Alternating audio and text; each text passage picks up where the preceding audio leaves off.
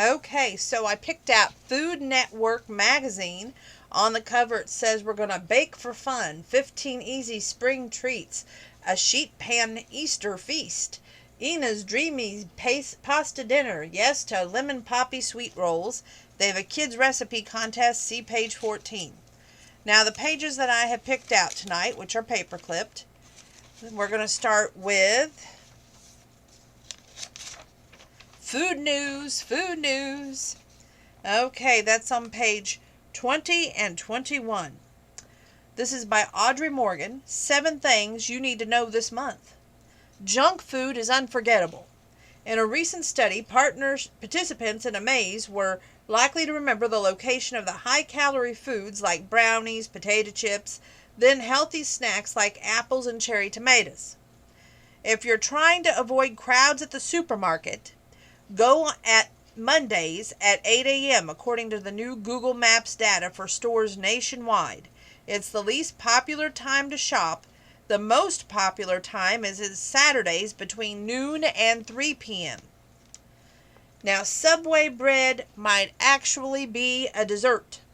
In a recent Supreme Court case in Ireland ruled that Subway bread qualifies as a confection due to its high sugar content.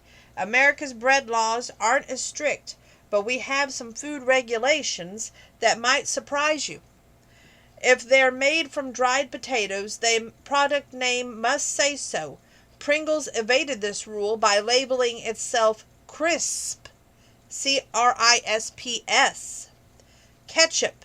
Producers can call their product quote-unquote fancy only if it contains at least 33% tomato solids. Ice cream. It must contain at least 10% dairy fat, otherwise it's called a frozen dairy dessert.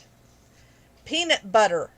Only blends that are 90% peanuts can be called peanut butter.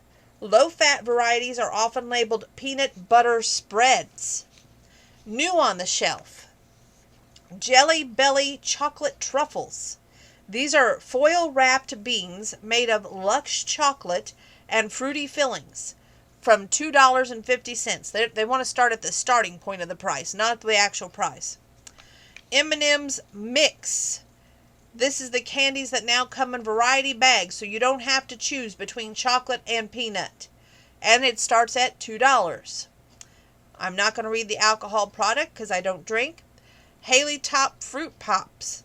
The Better You For You ice cream company newest treat starts at just 35 calories a pop, and yes, usually starts around $5. McDonald's has entered the fake meat wars. Now, the meatless burgers are a fast food staple, but McDonald's has remained, on the sidelines until now. The company is debuting its McPlant burger this year, with Fox chicken and breakfast sandwiches to follow. Although McDonald's has been tight-lipped about the source of its quote-unquote meat, it's believed that Beyond Meat is the supplier. Here's what some other big chains are serving. Impossible Foods have Burger King, White Castle, Starbucks, and Qdoba. Beyond Meat has got Del Taco, A&W All-American Food, Dunkin', and Carl's Jr.'s. Now the next level vegan ice cream is here. The cult favorite brand Graeter's has released an ice cream made from fungus proteins which mimic the whey and casein in dairy milk. The pints, called Perfect Indulgence, are made in partnership with the startup Perfect Day, are in supermarkets now. Look for flavors like black cherry chocolate chip and cookies and cream. Produce is getting personal. Next time you buy fruit, you might want to find out exactly who grew it. The produce company Thanks, which is THX apostrophe, Dreams is including farm workers' photos and personal dreams on its packaging, and setting aside proceeds to help those dreams come true. You can find the containers of the company's apples, blueberries, and cherries in Publix, Kroger, Safeway stores nationwide. Okay, moving forward here.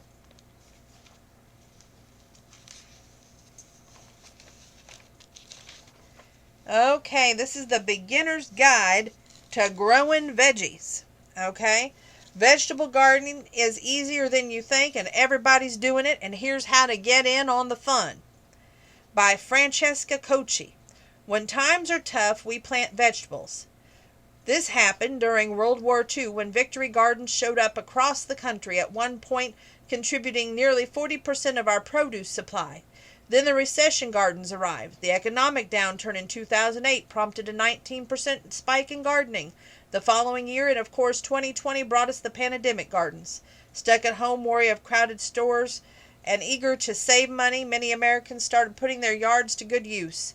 We overwhelmed seed companies with orders and flooded gardening hotlines with questions. By some estimates, the country gained at least 16 million new gardeners last year. If you were one of them, are you considering rolling up your sleeves for the first time this spring? You might need a little help. Follow this guide and you'll be good to grow. Now, this is the anatomy of a seed packet. Seed packets contains ton of helpful details about what you're about to plant. Here's what they all mean. They say that, they show a picture of the seed packet, okay? They show tomato, pole, cherry, gardener's delight, Selenium hypersinum. I can't say that second word. The pole, this word indicates that the plant grows on a vine. So you want to get support to vertically guide it. It's an extra step, but it'll create room for more veggies. And know your zone. It'll be easier to determine the frost dates and which plants are best for your region. If you know your zone, the USDA breaks up the country into 13 different zones based on your temperature. Find yours at garden.org. Then it says the seed count. This packet contains 30 seeds, but that doesn't mean you'll get 30 plants. Not all the seeds will germinate. It shows how at the top where it says the package costs you $1.89, but there's 30 seeds in the package. So they're telling you that not all 30 seeds is going to get you a tomato. Okay, now the frost. It says frost sensitive. It says the layer of ice crystals that show up on the plants in freezing temperature is called frost, and many vegetables can't survive it. Find the first date in the fall and the last date in the spring, and that frost can form in your region. Go to garden.org. Now, 65 days from transplanting after the last chance of spring frost and determined type is on the package. Now, it says that's known as the maturity. This is the number of days until you'll be able to harvest, aka eat, your veggies after planting. Now, heirloom, that's the name, says it all, also says sugar lump. These bite-sized, wonderfully sweet, flavorful fruits are truly delight. By botanical interest, it says, unlike the newer hybrids, heirloom vegetables are typically a part of an older variety that has been passed down for generations, and they often come in unique colors and or shapes. Now you want to gear up. You can tackle most tasks with these 5 tools. You need gloves. They have to be lightweight, synthetic gloves with reinforced fingers that will keep your hands clean and dry and also protected. You're going to need a trowel. You'll use this to dig holes, remove weeds, and more. Look for one with a steel head and a non-slipped handle. Pruning shears. These are good for cutting away unruly vines and harvesting tough-stemmed vegetables. The gardening fork. Many vegetables won't grow well in compact soil, so you'll need this tool to loosen it. Hose. It should be long enough to reach your garden, and you'll want a water and wand to help control the flow. Now, seeds by mail. Garden centers aren't the only places to shop for your seeds. These suppliers ship packets right to your door. Now, the Kitswana Seed Company build a garden of stir-fry ingredients or salad greens with Kitswana's themed seed bundles at KITAZAWASEED.com. The Seed Savers Exchange. Now, this Iowa-based nonprofit works with communities around the country to preserve culturally diverse crops through its seed market, and they're at seedsavers.org. Then we have True Love Seeds, which you grow ancestral varieties like white velvet okra and San Marzano tomatoes, all sourced from small-scale farmers at trueloveseeds.com. Now, Baker Creek heirloom seeds. They shop the largest country selection of heirloom seeds, including rare varieties like Hopi Peak flower corn at rareseeds.com. Moving forward. Take your pick. You can't go wrong with these 9 easy-to-grow vegetables. Beets, well, they thrive in well-loosened soil that's rich in organic matter, like compost, and they love moisture. So mulch them with water and water them regularly. Plant early in the spring, and you'll be eating beets about 2 months later. Cucumber. With full sun and plenty of water, cucumbers are the easiest summer vegetable to grow. Wait to plant your seeds until about 2 weeks after the area's last frost and train the vines along a trellis. Now your green beans. These summer garden staples are divided into 2 main categories. Pole beans, which grow vertically on stakes or trellises, and bush beans, which reach only 1 or 2 feet tall. They harvest ripe beans frequently. Lettuce. Good news for the salad fans. Romaine butterhead and the other lettuces are low maintenance crops, and you don't need a lot of space to grow them. You want to plant your seeds in an early spring in the sunny or the partly sunny spot. Now the onions. If you're looking for a hardy cold season crop, onions are a great bet. Consider starting with onion sets, small onion bulbs from the previous season that can be easily replanted. Water often for a sweeter taste. Peas. Snap peas, snow peas, and English peas are all easy to grow in cooler weather. So plant your seeds as early as possible in most areas, about a month before the date of your last frost. Radishes. These crunchy salad toppers grow super quickly. Plant them in the early spring or fall, and they'll be ready to harvest 3 weeks later. Then access greens to avoid overcrowding and use them in pestos. Summer squash. Zucchini and other summer squash grow best in moist, well-drained soil with plenty of compost or other organic matter. They'll grow large if you let them, but they taste the best when they're 6 to 8 inches long. The Swiss Chard. You don't need a green thumb to grow this healthy veggie. It's resistant to pests and diseases, and though it grows best in the spring and fall, it withstands the summer temperature, though most salad greens can't. Raising them right. You can plant seeds directly in the ground, but using a raised bed made from simple wood frame will give you more control over your soil quality, the spacing. Follow these tips and tricks for the best rule. It says start small. Don't plant a huge garden for your first season. Start with a 4 by 8 foot bed. Pick a sunny spot. Most vegetables need at least 6 or I can't talk tonight and I apologize. Pick a sunny spot. Most vegetables need at least 6 hours of direct sunlight per day. Prep your soil. Fill the bed with 8 to 12 inches of soil, mixed with compost, top with a layer of mulch. Check your placement. Put your plants that you need more attention on the perimeter when they have easier access. Have companions. Learn what plants grow well together. Radishes deter cucumbers, beetles, for examples. Water and weight. Veggies require about 1 inch of water per week. Rain counts, but always check the seed packet. Keep it tidy. Pull the weeds as soon as they appear, and thin the seedlings as needed to prevent overcrowding. Harvest on time. Pick your veggies when they're growing young and tender for the best flavor. The tips from the stars. When I first started gardening, I figured the more water the better, but I wound up with mildew and vegetables that had no flavor. Moderation is always the best approach, from Michael Simon. I love growing specialty veggies like rainbow carrots, rainbow radishes, anything with rainbow on the seed packet. They're pretty, and I can often find them at the local stores. Molly yay. Don't plant too early. One year I started as soon as I thought spring had sprung, and lo and behold, there was a freeze. I had to plant 3 times that year.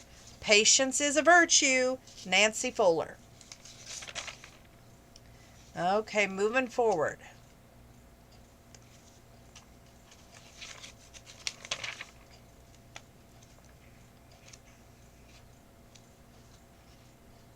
Okay.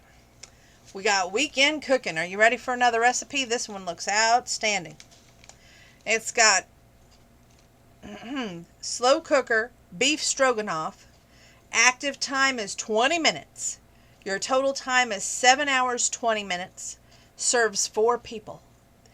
You're going to need 1 pounds of beef chuck roast, 2 tablespoons of all-purpose flour, 1 teaspoon of sweet paprika, 1 teaspoon of dried thyme, kosher salt and freshly ground pepper, 1 onion chopped and 2 cloves garlic minced, 8 ounces sliced mushrooms, 1 1/4 cups of mushroom or vegetable broth, 12 ounces of whole wheat egg noodles, 1 tablespoon of unsalted butter, 3/4 cup of sour cream, and chopped fresh parsley for serving. Now, it only has 4 steps. That's what I always look for, is how many steps. Okay? Trim the excess fat off the chuck roast. Then cut the meat into quarters. Transfer to a 6-quart slow cooker and toss with flour, paprika, thyme, a half a teaspoon salt, and a few grinds of pepper. Add the onion, garlic, mushrooms, and broth. Now you're going to cover and cook on low until the beef is fork tender, which takes 7 to 8 hours. The next step is to skim off the excess fat from the slow cooker with a ladle. Using 2 forks, break up your beef into bite-sized pieces and keep warm. The third step, bring a large pot of salted water to a boil. Add egg noodles and cook as the label directs. Drain and return to the pot. Toss with butter. The fourth and final step, divide the noodles among the bowls, add sour cream to the slow cooker, and stir to combine. You're going to divide the beef mixture among the bowls and top with parsley. Your per servings is 690 calories. Your fat is 21 grams. Your saturated is 10 grams. Cholesterol is 216 milligrams. Your sodium is 692. Carbohydrates, 70 grams. Fiber, 9 grams. Sugars, 5 grams. Protein, 54 milligrams. Now, they have a listing here, which I didn't mark, but I'm going to mark now because I'm going to share it with you. This is one my young niece, she got an air fryer and she's been experimenting with it. And this is for air fryer steak fritties. Now it says, in the market for an air fryer, check out foodnetwork.com. Best air fryer for our picks. But anyway, air fryer steak fritties is active time of 25 minutes. Total time is 30 minutes. Serves 4 people. Now you take 2 boneless New York strip steaks, 1 inch thick, about 1 1/2 pounds total.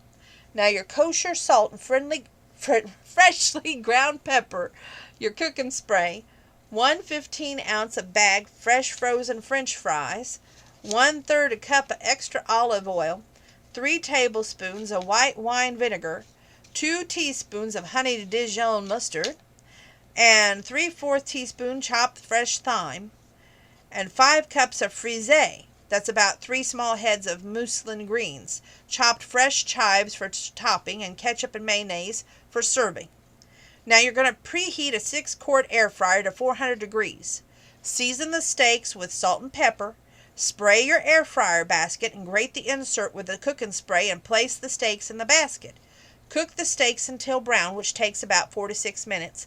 Flip and cook 4 to 6 more minutes for medium rare. Transfer the steaks to a cutting board and tint the foil to keep it warm. Wipe the air fryer basket clean with a paper towel. Reheat the air fryer to 400 degrees. Add the French fries to the air fryer basket and cook until golden crisp, which takes 10 to 12 minutes. Season with salt. Now your third step. Meanwhile, whisk together the olive oil, vinegar, mustard, thyme, and a half a teaspoon each of salt and pepper in a large bowl. Add the frisée and toss well to coat. Now the fourth and final step, well, you're going to slice the steaks and divide among plates along with the fries and the salad. Sprinkle the steak, add the salad chives, and serve with ketchup and mayonnaise. Your per serving is 600 calories. Your fat grams, 37 grams. Saturated, 10 grams. Cholesterol, 101 milligrams. Sodium, 605 milligrams. Carbohydrates, 25. Fiber, 5 grams. Sugar, 2 grams. Protein, 39 grams. Oh, that water is tasting good tonight. Okay, moving forward. Okay. Oh, I marked this because I really like, usually as a rule, I should say, a spinach dip with my Hawaiian bread, right? So I picked out crispy chicken with creamed spinach gravy, which is active time is 40 minutes. Your total time is 40 minutes, and it's going to serve 4 people. 4 skinless, boneless chicken breasts, which is about 6 ounces each. Your kosher salt and freshly ground pepper. 1/4 cups of all-purpose flour. 2 large eggs. 1/4 cup of vegetable oil. 4 tablespoons of unsalted butter. 2 1/2 cups of whole milk. 1/2 cup of low-sodium chicken broth. 1 10-ounce package of frozen chopped spinach, thawed, squeezed, and dried. 1/4 cup of grated Parmesan cheese. Doesn't that sound wonderful? And then you have grated zest of 1 lemon. 1/4 teaspoon freshly grated nutmeg. Now on the first step, place a baking sheet on the middle oven rack. Preheat it to 200 degrees. Place each chicken breast between 2 sheets of plastic wrap and pound with a meat mallet or heavy skillet until 1/4 inch thick. Season with salt and pepper. Now your second step, you're going to put 1 cup of flour on a plate. Beat your eggs in a shallow bowl. Heat in a large cast iron skillet over medium-high heat. Then add the vegetable oil. Coat over 2 chicken breasts in the flour. Then dip in the beaten eggs. Carefully add to the skillet. Cook until golden brown and cook through, which takes about 3 minutes per side. Reduce the heat slightly if the chicken is browning too quickly. Remove the chicken to the hot pan in the oven. Repeat with the remaining 2 chicken breasts. Now you're going to discard the oil, wipe out the skillet, add the butter and melt over medium-high heat. Whisk in the remaining 1/4 cup flour and cook, whisking until the mixture is bubbling but not browning. This takes 1 to 2 minutes. Gradually whisk in the milk. When the chicken broth until smooth, bring it to a boil. Then reduce the heat and simmer until it's thickened, which takes 4 to 5 minutes. Stir in your spinach and Parmesan and cook until heated through, well combined. 3 to 5 minutes. Remove from the heat. Stir in the lemon zest and nutmeg. Season with the salt and pepper. Serve over the chicken. Your per serving of calories is 650 grams. Your fat grams is 30. Your saturated fat is 13. And your cholesterol, which is 237 milligrams, sodium 577 milligrams, carbohydrates 42 grams, your fiber 3 grams, sugar 8 grams, protein 51 grams. Moving forward. Now, I had fish tonight from Arby's. Loved it. Only one thing wrong with it. Way too much tartar sauce. Way too much. But some of it got in my hair and I ended up having to do an emergency wash of the hair again. Just saying. But when it has just the right amount of tartar sauce, it can't be beat. Grilled fish sandwiches with cilantro chutney. Now this takes 40 minutes, total time 40 minutes, and it serves 4 people. 1 3/4 cup of fresh cilantro, 1/3 cup shredded or unsweetened shredded coconut, that caught my attention. 1 serrano pepper stemmed and seeded. 1 1-inch piece ginger cut into coins, 1 clove garlic, 2 teaspoons of curry powder, 3 tablespoons of fresh lime juice from 1 1/2 limes, 1/4 cup of plus 1 tablespoon coconut oil melted plus more as needed, kosher salt, 4 skinless halibut fillets, which is 5 to 6 ounces each, 1 to 1 1/2 inches thick, 4 soft rolls such as Portuguese rolls and split them, 1 1/2 cup julienned or shredded carrots, your sweet potato chips for serving, and I love sweet potatoes, just saying. Now to make chutney, combine 1 1/2 cups of cilantro, the coconut, serrano, ginger, garlic, 1 teaspoon curry powder, 2 tablespoons of lime juice, 1/4 cup of coconut oil, 1/2 teaspoon salt, and 2 tablespoons water in a food processor. Pulse until smooth. Now you're going to scrape down the bowl as necessary. Pulse in 1 to 2 more tablespoons of water if the chutney is too thick. On the second step, preheat a grill to medium-high. In a small bowl, combine the remaining 1 tablespoon coconut oil and 1 teaspoon curry powder and 1/2 teaspoon of salt. Rub all over the halibut fillets. Lightly oil the grill with the coconut oil. Grill the halibut until well marked and the fish flakes easily with a fork. Should take 3 to 4 minutes per side. Remove to a plate. Grill the rolls until charred in spots, which takes 30 seconds to 1 minute per side. Now the third step. You're going to mix the carrots and remaining 1 tablespoon lime juice and 1/4 cup of cilantro in a medium bowl. Season with 1/4 teaspoon salt. Spread the cilantro chutney on the cut sides of the rolls. If the chutney is dry, mix in 1 to 2 more teaspoons coconut oil. Fill the rolls with carrot mixture and halibut. Serve with the sweet potato chips, and your per serving is 550 calories. Your fat gram is 29 grams, saturated 20 grams, cholesterol 102 milligrams, sodium 920 milligrams, carbohydrates 31 grams, fibers 3 grams, sugar 6 grams, and protein is 33 grams. Whew, boy, we're moving through here tonight, aren't we?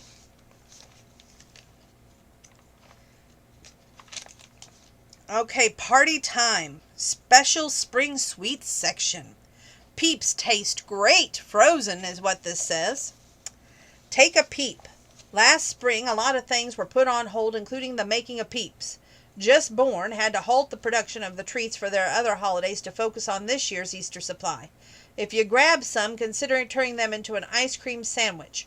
Remove the Peeps from the 2 3-ounce packages, but don't separate them. You'll have 4 rolls total. Turn a rectangular 1½ quart container of vanilla ice cream on its side and cut off a 1 1/4 inch thick slab. Peel off the carton, then cut the slab in half lengthwise.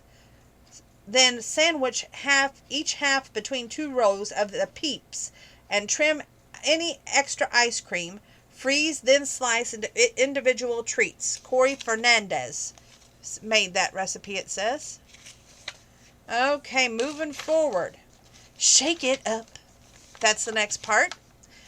A spring baking championship winner introduces us to our new favorite cake flavor, strawberry milkshake.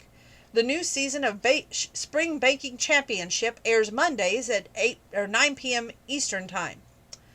When the San Francisco pastry chef Shrab Esmaili had to create a 1950s-inspired cake for the finale of the Spring Baking Championship, he immediately thought of milkshakes, their iconic soda fountain, and as it turned out, a fine cake flavor too.